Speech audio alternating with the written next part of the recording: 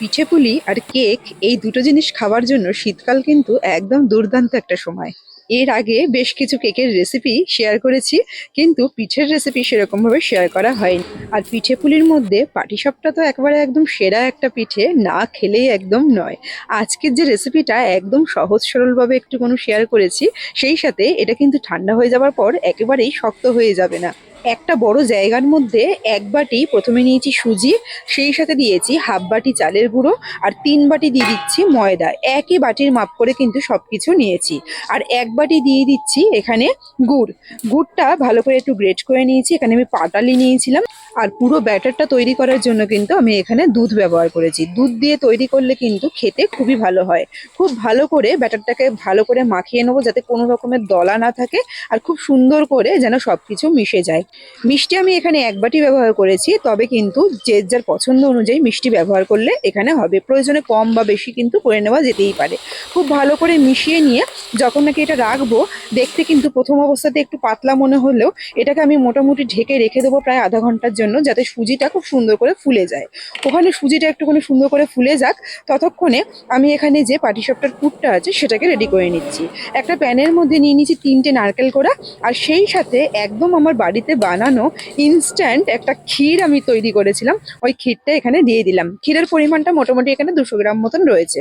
খুব ভালো করে নারকেলের সাথে ক্ষীরটাকে আগে মিশিয়ে নিচ্ছি, তারপরে এর মধ্যে দিয়ে দিচ্ছি পরিমাণ মতন মিষ্টি। আবারও আমি এখানে পাটালি গুড় ব্যবহার করেছি প্রায় হাফ বাটি মতন। সব কিছু দিয়ে খুব ভালো করে মিশিয়ে এই পুরটাকে আমি তৈরি করে নেব। আর পুরটা তৈরির ক্ষেত্রে খুব বেশি আঠালো হবার কিন্তু দরকার নেই, আবার একেবারে একদম ছাড়া ছাড়া যেন না হয় সেদিকেও একটু লক্ষ্য রাখতে হবে। একটু হালকা মোটামুটি 5-7 মিনিট নেড়ে নিলেই কিন্তু পুরটা এখানে একদম রেডি হয়ে যাবে। আর ততক্ষণে দেখুন এখানে যে ব্যাটারটা আমি তৈরি করে রেখেছিলাম, ব্যাটারের ঘনত্বটা কিন্তু একদম সঠিক ঘনত্বে চলে এসছে। আর এখানে পাটিসাপটাগুলো ভাজার জন্য একদম আমাদের বাড়িতে যে ঢালাইয়ের চাটু হয়, সেই চাটুই আমি ব্যবহার করছি, কোনো লোহার চাটুও কিন্তু ব্যবহার করছি না। অনেক সময় কি হয়, প্রথম একটা দুটো একটু উঠতে কিন্তু সমস্যা হতে পারে, তাহলে কিন্তু ভয় পেয়ে ঘাবড়ে যাবার কোনো রকমের কোনো ব্যাপার নেই, পরে কিন্তু আস্তে আস্তে একদম ঠিক হয়ে যায়। তবে একটা দুটোই ওরকম হয়, তারপরে কিন্তু আর কোনো রকমভাবে কোনো অসুবিধাই হয় না।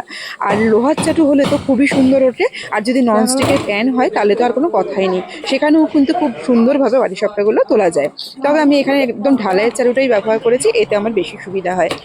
এক হাতা করে ব্যাটার দিয়ে ব্যাটারটা একটুখানি শুকিয়ে আসলে তার উপর দিয়ে নারকেলের যে পুরটা সেটাকে দিয়ে দিয়েছি, তারপর আস্তে আস্তে বটিয়ে তুলে নিলেই কিন্তু পাটিসাপটাগুলো সুন্দর রেডি হয়ে যাবে। আর সব থেকে বড় কথা হলো, সুজি আর ময়দা দিয়ে এই পাটিসাপটাটা তৈরি করলে কিন্তু পাটিসাপটাগুলো যখন কি ঠান্ডা হয়ে যায় তারপরে একেবারেই কিন্তু শক্ত হয়ে যায় না।